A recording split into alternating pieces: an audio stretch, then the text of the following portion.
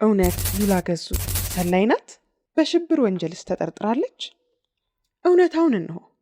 ሰላም ጤና ይስጥልን ውድ የቻናላችን ተከታታዮች፣ ዛሬም እንደተለመደው ተአማኒነት ያለው መረጃን ወደ እናንተ ይዘንላችሁ መጥተናል። ከመረጃዎቻችን ጋር መልካም ቆይታ።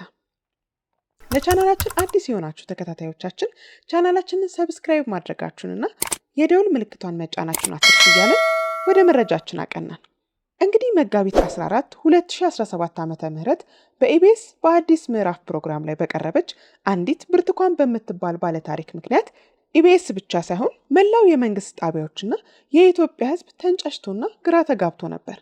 ግማሹ እውነተኛ ታሪክ ነው ሲል፣ ገሚሱ ደግሞ አይ ይህ የፖለቲካ ፕሮፓጋንዳ ነው ሲልም ተሰምቷል። እንግዲህ በዚህ ጉዳይ የተነሳ የኢቢኤስ ባለቤቶችን ጨምሮ ጉዳዩ ይመለከታቸዋል ተብሎ የታሰቡ አካላት በሙሉ ለጥያቄ ወደ ጣቢያ ተወስዶ የነበረ ሲሆን ነገሮች ከተጣሩ በኋላ ባለቤቶቹና ከጉዳዩ ጋር ቀጥተኛ ግንኙነት የሌላቸው ሰዎች ተለቀዋል። ነገር ግን አሁንም ቢሆን በኢቢኤስ ቤት ውስጥ ውጥረቱ እንደቀጠለ ነው። ከዝግጅቱ ጋር ቀጥተኛ ግንኙነት ያላቸው ግለሰቦችና ባለታሪክ ነኝ ብላ የቀረበችው ብርቱካን የሽብር ክስ ተመስርቶባቸው እስር ቤት እንደሚገኙ ሰምተናል። የአዲስ ምዕራፍ ዳይሬክተሩ ታሪኩ ኃይሌና ሌሎች የጣቢያው ሰራተኞች ማለትም ካሜራማኖችና የመሳሰሉት በሙሉ ቃላቸውን እንዲሰጡ ተደርገውም ነበር።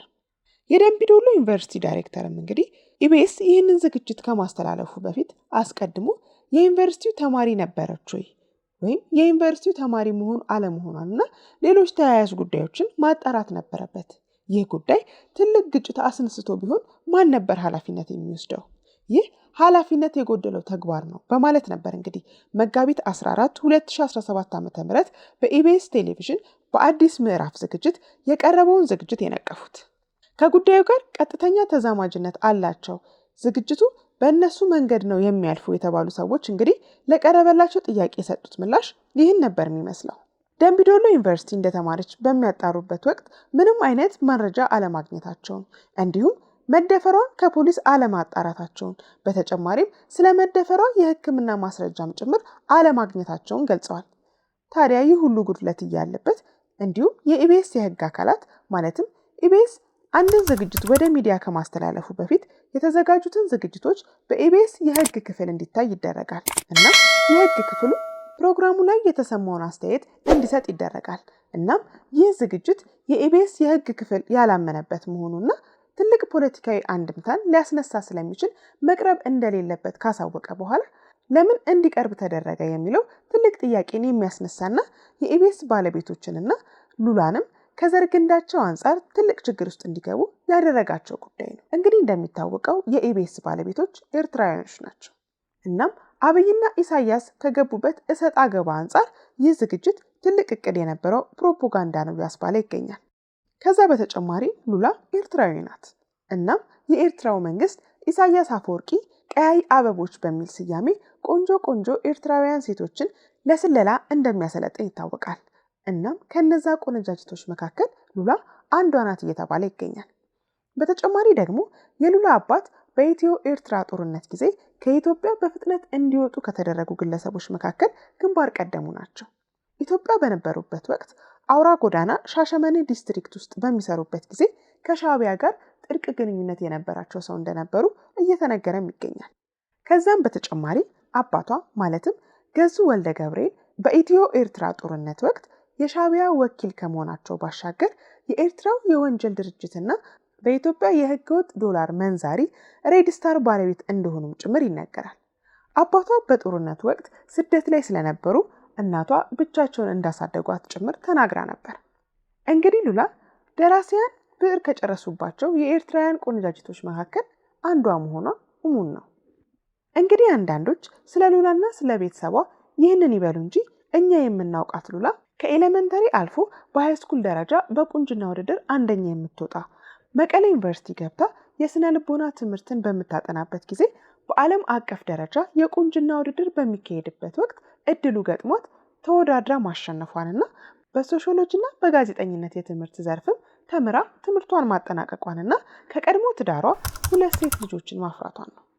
እንግዲህ ሉላ ስለ ዝግጅቱ በተጠየቀችበት ወቅት ውሸት ስለመሆኑ ምንም የምታውቀው ነገር እንደሌለ ገልጻለች። እንደውም ሐሳቧን እንዲህ በማለት ጭምር ነበር የገለጸችው።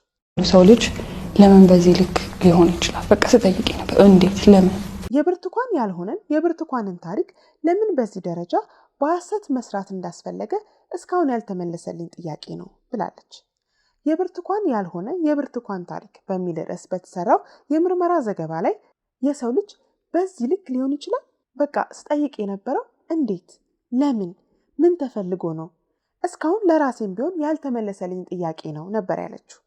እንዲሁም የብርቱካን ታሪክ ከተለመደው ወጣ ያለብኝ ከዚህ በፊት አንድ ሴት ከተደፈረች ፖሊስ ጣቢያ ሄዳ ክስ ተጀምሮ አንዳንዴም ውሳኔ የተሰጠበትን ታሪክ ታመጣለች። የብርቱካን ታሪክ ግን ምንም አይነት ክስ አልነበረውም። በኢቢኤስ አንድ ባለ ታሪክ ጉዳት ደረሰብኝ ካለ ጉዳት የደረሰበት ቦታ ለምሳሌ ዓይን፣ ጆሮ፣ ራስ የቁስል ለውጥ ካለው በካሜራ ተለይቶ ይቀረጽ ነበር። ነገር ግን የብርቱካን ታሪክ ላይ ጭንቅላቴን በቢላ ፈቅፍቀውኛል ብላ ስትናገር ጭንቅላቷ ላይ ያለውን ነገር የሚያሳይ የተቀረጸ ነገር አልነበረም ስትል ነበር ለፖሊስ ቃሏን የሰጠችው። እንደ እውነቱ ከሆነ ዝግጅቱ ላይ እነዚህ ሉላ ያለቻቸው ነገሮች በሙሉ አልታዩም ነበር። እንደውም ዝግጅቱ ከተላለፈ በኋላ ማታ ላይ ብርቱካን ራሷ ለኢቢኤስ ደውላ ሊገሉኝ እያስፈራሩኝና እየዛቱብኝ ስለሆነ እባካችሁ ቪዲዮውን ከዩቲዩብ ላይ አውርዱልኝ ብላ ራሷ እንዳስወረደች ጭምር ከታማኝ ምንጮች ደርሰንበታል። በማግስቱ ቪዲዮ ወርዶ ስናይ አብዛኞቻችን መንግስት እንዳስወረደው ገምተን ነበር። ምክንያቱም ጉዳዩ ሴንሲቲቭ ነው። የደምቢ ዶሎ ዩኒቨርሲቲ የታገቱ ተማሪዎች ጉዳይ መንግስት ያወቀው ነገር ግን መልስ ሳይሰጥበት ተዳፍኖ እንዲቀር የተደረገ ጉዳይ ነው። ለምን? እንግዲህ እሱ ሰፊ ማብራሪያ የሚያስፈልገው ትልቅ ጉዳይ ነው። ከዚህ ጋር ተያይዞ እንግዲህ ጉዳዩን እጅግ አሳሳቢ አድርጎታል። ደምቢ ዶሎ ዩኒቨርሲቲ ይማሩ የነበሩና ታግተው እስካሁን ደብዛቸው የጠፋባቸው ልጆች ወላጆች ሀዘናቸው እንደ አዲስ ተቀስቅሶ የልጆቻቸውን እንዲሁም የእህቶቻቸውን ፎቶ እንደ አዲስ በማህበራዊ ሚዲያ ላይ እያጋሩ ሀዘናቸውን ሲገልጹም ጭምር አስተውለናል። እንግዲህ የብርቱካን ያልሆነው የብርቱካን ታሪክ በሚለው ዶክመንተሪ ላይ የኢቢኤስ ጋዜጠኛ የሆነውና የአዲስ ምዕራፍ ፕሮግራም ላይ ተሳታፊ የነበረው ጋዜጠኛ ዘውትር ደሳለኝም እንዲህ በማለት ሀሳቡን ሰጥቶ ነበር። ምክንያት የሰው ልጅ በዚህ ልክ አንድን ጥቅም ለማግኘት በዛ ርቀት ብዙ ሰዎችን በዛው እየጎዳ ዋጋ እያስከፈለ ሄዷል የሚለው ነገር ተረድቼበታለሁ። በጣም አስደንጋጭ፣ አስጠሊታ የምልበት ምክንያት የሰው ልጅ በዚህ ልክ አንድን ጥቅም ለማግኘት በዚህ ርቀት ለዚያውም ብዙ ሰዎችን እየጎዳ ዋጋ እያስከፈለ ይሄዳል የሚለውን ነገር ተረድቼበታለሁ። ይህ ሁሉ ሂደት ለሆነ ጊዜያዊ ጥቅም በዚህ ርቀት ልክ እንደሚኬድ አልገመትኩም። ጊዜያዊ ያልኩበት ምክንያት ደግሞ ውሸት ነው። እውነት ደግሞ ይወጣል። እውነት እኮ ነው ቆሞ የሚገኘው። በውሸት የትም አይደረስም። የማገኘውንና የምተዋወቃቸውን ሰዎች በሙሉ እስክጠራጠር ድረስ ተሰምቶኛል ነበር ያለው። እንግዲህ ብርቱካንም በድጋሚ በመንግስት የቴሌቪዥን ጣቢያዎች ቀርባ በሰራችው ዶክመንተሪ ምንም የተጎዳችው ነገር እንደሌለ አናቴን ተመትቻለሁ ወይም በቢላ ተፈቅፍቄያለሁ ብላ የነበረችውን ነገር ጸጉሯን እየከፈለች ምንም አይነት ጠባሳ እንደሌለባት ፊቴ በቢላ ተፈቅፍቋል ያለችውንም ነገር ጭምር እንግዲህ ውሸት መሆኑን ፊቷ ላይ ምንም አይነት ጠባሳ አለመኖሩን በማሳየት ጭምር ነበር የገለጸችው። እንግዲህ እንዳሉት ይሄ ሁሉ ነገር ሴራና ደባ ከሆነ ምን ለማግኘት ተፈልጎ ነው?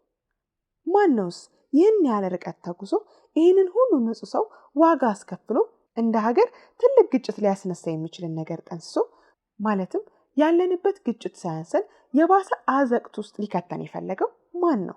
ይህ እንግዲህ የሁላችንም ጥያቄ ነው። ጊዜ ይፍታው። እንግዲህ ኢቢኤስ በ1999 ዓመተ ምህረት በኢትዮጵያ የመጀመሪያው የግል ቴሌቪዥን ጣቢያ ሆኖ በተወዳጅነትና በግሉ የቴሌቪዥን ጣቢያ በአንደኝነት ደረጃ በመምራት ለ18 ዓመት አገልግሏል። እንግዲህ በአመት ከ730 ሺህ የአሜሪካን ዶላር እስከ 16.4 ሚሊዮን የአሜሪካን ዶላር ድረስ እንደሚያገኝ ይታወቃል። በአሜሪካ ሜሪላንድ እና በኢትዮጵያ ደግሞ ገርጃ አካባቢ በሚገኘው ስቱዲዮ ዝግጅቶቹን እየቀረጸ ያስተላልፍልናል። ይህንን ሀያል የቴሌቪዥን ጣቢያ ማን ነው ሊመታው ወይም ሊሰብረው ያሰበው?